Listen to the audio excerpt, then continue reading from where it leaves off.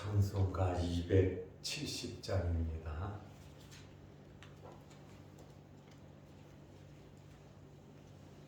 찬송가 270장.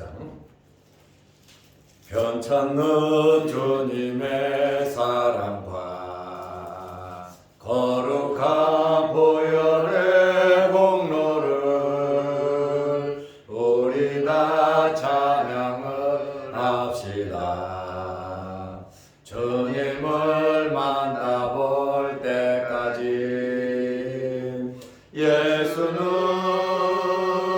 우리를 깨끗게 하시는 주시니 그의 피 우리를 눈보다 더 희게 하셨네. 우리를 깨끗게 한 피는 무궁한 생명의 물일세. 생명의 구원을 받은 자 하나님 찬양을 합시다. 예수는 우리를 깨끗게 하시는 주시니 그의 피 우리를 눈보다 더 희게 하셨네. 주님의 거룩한 보혈을 날마다 입으로 간증해 담대히 싸우며 나가세. 천국에 들어갈 때까지 예수는 우리를 깨끗게 하시는 주시니 그의 피 우리를 눈보다 더 희게 하셨네. 십자가 단단히 붙잡고 날마다 이기며 나가세. 머리에 멸류관 쓰고서 주 앞에 찬양할 때까지 예수는 우리를 깨끗게 하시는 주시니 그의 피 우리를 눈보다 더 희게 하셨네.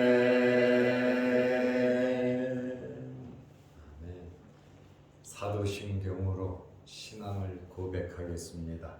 전능하사 천지를 만드신 하나님 아버지를 내가 믿사오며 그의 아들 우리 주 예수 그리스도를 믿사오니 이는 성령으로 대하사 동정녀 마리아에게 나시고 본디오 빌라도에게 고난을 받으사 십자가에 못 박혀 죽으시고 장사한 지 사흘 만에 죽은 자 가운데서 다시 살아나시며 하늘에 오르사 전능하신 하나님 우편에 앉아 계시다가 저리로서 산 자와 죽은 자를 심판하러 오시리라. 성령을 믿사오며 거룩한 공회와 성도가 서로 교통하는 것과 죄를 사하여 주시는 것과 몸이 다시 사는 것과 영원히 사는 것을 믿사옵나이다. 아멘. 하나님의 말씀 마가복음 14장 63절에서 65절 말씀까지 보겠습니다. 대제사장이 자기 옷을 찢으며 이르되 우리가 어찌 더 증인을 요구하리요? 그 신성 모독하는 말을 너희가 들었도다. 너희는 어떻게 생각하느냐 하니 그들이 다 예수를 사형에 해당한 자로 정죄하고 어떤 사람은 그에게 침을 뱉으며 그의 얼굴을 가리고 주먹으로 치며 이르되 선지자 노릇을 하라 하고 할인들은 손바닥으로 치더라. 아멘. 65절 말씀까지 보았습니다. 예수님께서는 죄 없이 야밤에 잡히셨습니다. 그리고 거짓 증인들을 세워서 예수님을 죽이려고 하는데 예수님께서는 아무 말씀도 하시지 않으셨어요. 침묵하시는 예수님이시죠. 그러자 많이 당황하고 조급한 대제사장이 일어서서 너는 왜 아무 말도 하지 않냐? 지금 거짓 증인들이 너에 대해서 계속 너의 죄를 증언하고 있는데 왜 아무 말도 하지 않냐? 그리고 네 생각은 어떠냐? 하고 예수님에게 대제사장이 불안하기도 하고 조급하기도 하고 당황하면서 벌떡 일어나서 예수님께 이야기를 하자. 예수님께서는 그래도 계속 침묵을 하셨습니다. 그러자 대제사장이 내가 하나님의 아들이냐, 다시 말하면 그리스도냐, 메시아냐, 이렇게 질문을 하자 예수님께서 대답을 하셨어요. 내가 그니라. 다시 말하면 내가 하나님의 아들이고 내가 메시아다. 예수님께서 내가 그니라. 네가 말했다. 어떻게 그렇게 잘하냐? 예수님께서 그 말씀을 하시고 아주 신비로운 말씀을 하신 거예요. 나는 하나님 보좌 우편에 앉을 것이다. 이 말은 니들이 지금 죽이려고 하고 죽이지만 나는 부활해서 승천해서 하나님 보좌 우편에 앉을 것이다.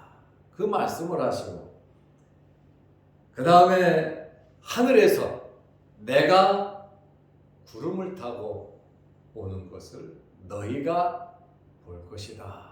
하나님 보좌 우편에 앉아 계시다가 인자가 구름을 타고 오는 것을 너희가 볼 것이다. 이렇게 말씀을 당당하게 하셨어요.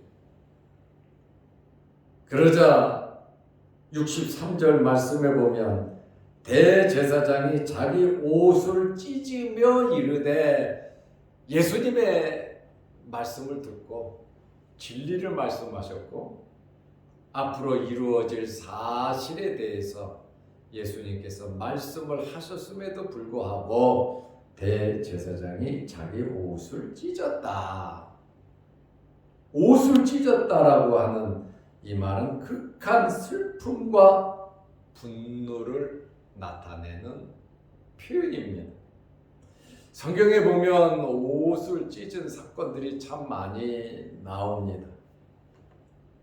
요시야 왕이 성전에서 하나님의 말씀을 발견하고 하나님의 말씀을 보고 옷을 찢으면서 회개했습니다. 야곱의 첫째 아들 르우벤이 요셉이 팔린 소식을 듣고 자기 옷을 찢었어요.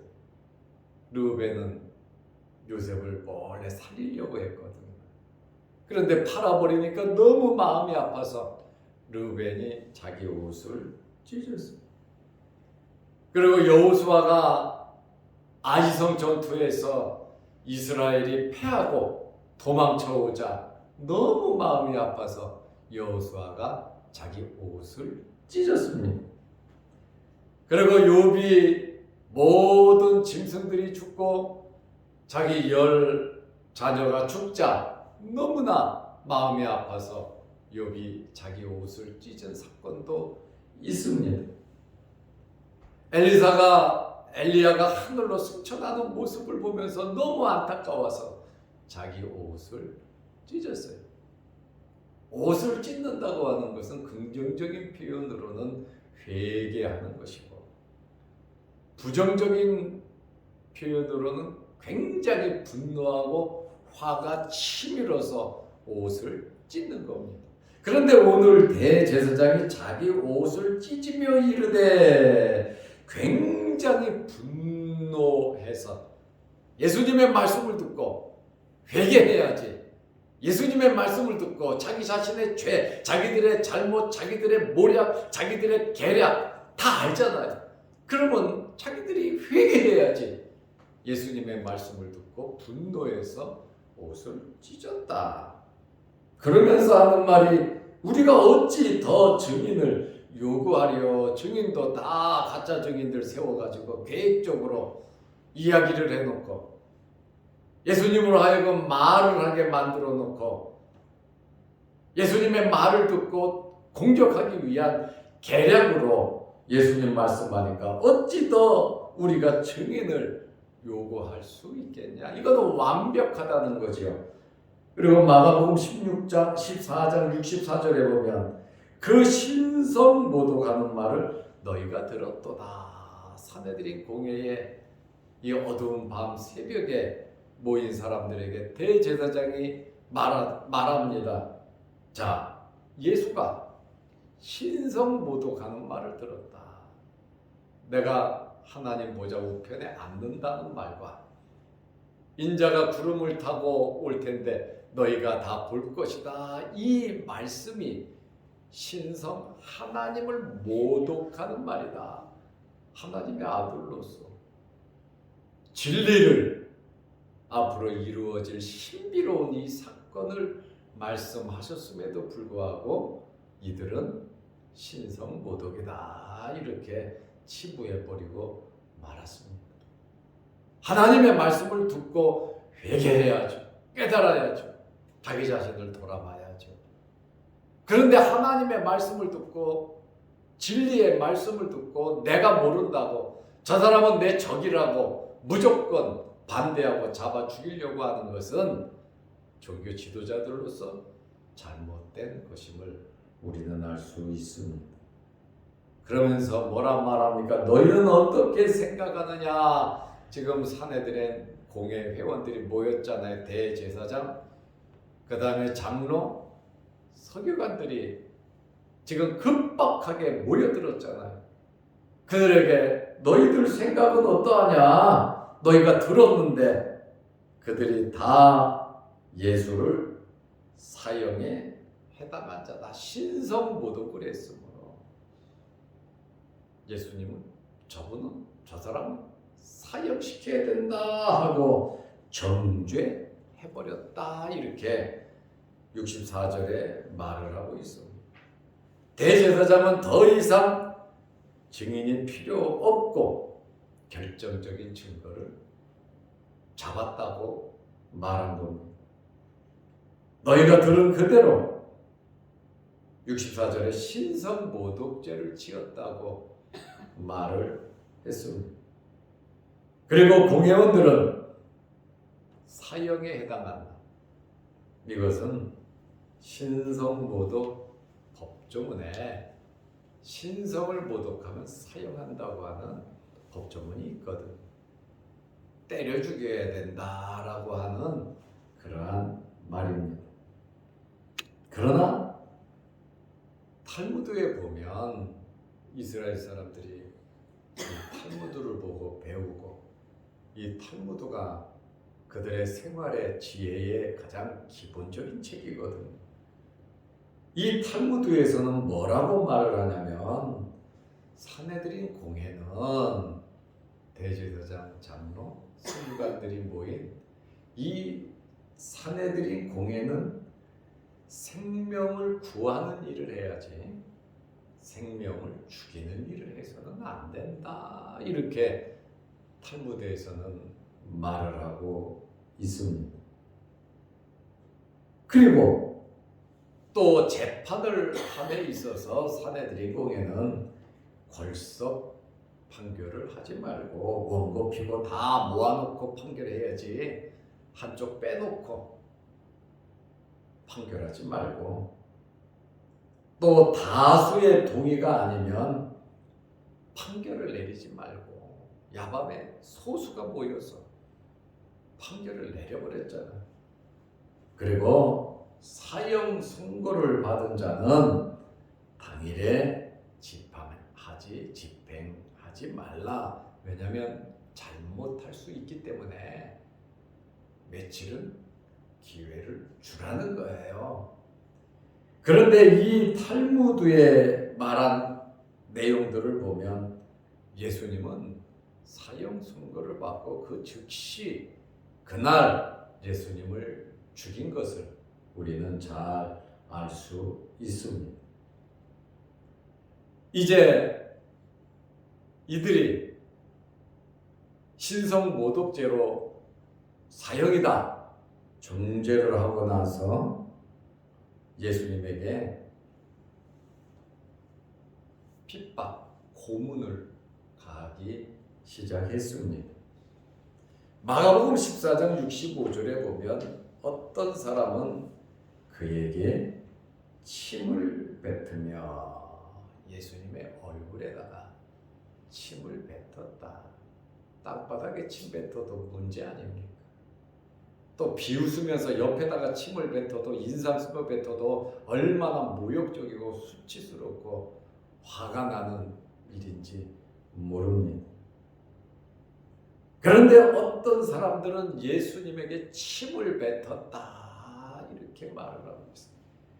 왜 예수님께서 이 침뱉음을 당해야 하셨는가? 이런 모욕을 받아야 하셨는가? 그 말씀이에요. 이것은 이사야 50장 6절에 나와 있는 예언의 말씀이 이루어져 가고 있습니다. 나를 때리는 자에게 내 등을 맡겨버렸고, 때리니까 피하고 도망가지 않고 반항하고 대항하지 않고 나를 때리는 자에게 내 등을 맡기며 내 수염을 뽑는 자에게 내 뺨을 맡기며 모욕과 침 뱉음을 당하여도 내 얼굴을 가리지 아니했다. 그냥 얼굴에 침 뱉으면 예수님께서 그냥 침 뱉음을 당할 것이라고 이사야 50장 6절에 예언된 그대로 때리니 등짝대고 수염을 뽑으니 얼굴 그대로 대고 그 다음에 침을 뱉으니 내 얼굴 피하지도 않고 다 맞으셨다라고 하는 그러한 말. 그래서 이사야 50장 7절 말씀에 보니까 왜 이렇게 하셨는가? 여호와께서 나의 도움이 되시고 내가 이러한 고난과 아픔을 당하지만 여호와께서 나의 도움이 되시고 8절 말씀에 보면 나를 의롭다 하시는 여호와께서 나와 가까이 계시도다. 하나님께서 함께 하심으로 어떠한 수치와 고난과 어떠한 모욕과 아픔도 다 참으실 것을 이미 이사야서에 예언하고 있습니다. 예수님께서 이러한 수치를 당하신다, 침뱉음을 당한다, 또 맞으신다 이러한 내용은 이미 성경에 예언된 대로 그대로 이루어져 가고 있음을 알 수가 있습니다. 그리고 얼굴을 가리고 주먹으로 쳤다. 도무지 반격할 마음도 없고 또 말씀도 안 하는 주님께 그 순진한 도살장에 끌려가는 양 같은 예수님을 물리적으로 치는 것은 얼굴을 가리고 주먹으로 쳤다. 꼼짝 못하도록. 그래도 가만히 있는데 그래도 주먹으로 쳤다고 나오는 이것은 야만적인 행동. 누가복음 22장 64절에 보면 이때 그들이 조롱을 하고 구타하기 위해 얼굴을 가렸다. 마음껏 두들겨 패기 위해서 얼굴을 가리고 구타를 했다고 말을 하고 있습니다. 그리고 선지자 노릇을 하라. 얼굴을 가리고 두들겨 패놓고 선지자 노릇해라. 이 말이 뭡니까? 누가 너를 때렸든지 한번 맞춰보라는 거예요. 네가 선지자면, 네가 하나님의 아들이고 메시아면 누가 너를 때렸든지 한번 맞춰보라고 그렇게 실컷 두들겨 패고 침뱉고 모욕적인 언사를 너는 선지자도 아니라는 거죠. 아무것도 아니다라고 하는 그러한 표현이. 그리고 하인들은 손바닥으로 치더라. 하인들은 예수님을 손바닥으로 때렸어요. 헬라어로 라피스마라고 하는 말인데 손바닥으로 때렸다 이 말은 몽둥이로 두들겨 팼다는 이야기예요. 몽둥이를 들고 때렸다는 거예요. 오늘 우리는 예수님의 이러한 재판 과정을 보면서 사내들인 공회는 정상적으로 모인 것이 아니에요. 야밤에 모이는 것은 불법입니다. 그러나 이들이 예수 그리스도를 죽이기 위해서 또 많은 사람들을 피하기 위해서 몰래 이렇게 야밤에 모여 예수님을 재판하고 사형으로 정죄하고 그 다음에 이렇게 핍박을 하고 고문을 하고 모욕을 주는 것은 엄연한 불법입니다. 오늘 예수님께서 이러한 고난을 당하신 것은 우리의 죄를 위해서, 우리를 살리기 위해서, 우리의 허물을 용서해 주시기 위해서 이런 고난을 당하셨지요.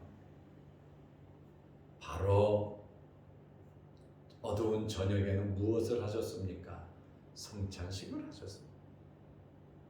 떡을 드시고 이것은 내가 너희를 위하여 찢기는 내 몸이라 하셨고, 잔을 드시고 이 잔은 내가 너희를 위하여 흘리는 피라고 말씀하셨거든요. 그 말씀하신 그날 이스라엘 날짜 계산법으로 하면 말씀하신 그날 예수님께서 돌아가신 거예요. 오늘 우리는 이러한 주님의 고난, 우리를 위하여 이러한 고난을 받으신 예수님을 우리는 생각하면서 예수님께서 이 고난에 임하는 자세, 그 마음, 저는 이사야서 50장 6, 7, 8절을 보면서 나를 때리는 자에게 내 등짝을 다 맡기고 내 수염을 뽑는 자에게 내 얼굴을 맡기고 모욕과 침뱉음을 당하여도 나는 얼굴을 가리지 않았다. 왜? 여호와께서 나를 도와주시고 또 나를 의롭다 하시는 여호와께서 나와 가까이 계십니다. 하나님의 임재를 우리는 느끼면서 예수님께서 걸어가신 그 발자국을 우리는 따라가 어떠한 상황 속에서든지 우리의 믿음과 신앙을 저버리지 않고 주님 가신 길 믿음으로 따라가는 저와 여러분들이 되시기를 바랍니다. 기도하겠습니다. 하나님 아버지, 주님의 고난은 죄가 있어서 고난 당하신 것도 아니고 주님이 부족해서 죄를 지어서 당한 것이 아니라 우리의 죄를 씻기 위해서, 우리의 죄를 용서하시기 위해서 우리가 당할 고난을 주님께서 대신 죗값을 치름으로 이러한 고난을 당하신 것을 우리가 믿고, 또한 예수 그리스도께서 십자가에 죽으시고 부활하시고 승천하시고 하나님 보좌 우편에 앉으시고 또 다시 재림하실 것을 우리가 믿고 이렇게 믿음으로 살아가고 있습니다. 나그네로서 이 세상 잠시 살아가고 있지만 주님께서 말씀하신 이 진리, 이 말씀을 마음비에 새기면서 살아가게 하여 주옵소서. 오늘 이 새벽에도 우리를 불러주시고 예배드리게 하시고 기도하게 하시오니 감사합니다. 이 추위에 우리 몸 상하지 않도록 건강을 허락하여 주시고 크고 작은 많은 일들 속에서 예수님을 닮아가고 하나님의 도우심을 힘있게 하시고 모든 어려운 문제들이 다 해결되게 하여 주옵소서.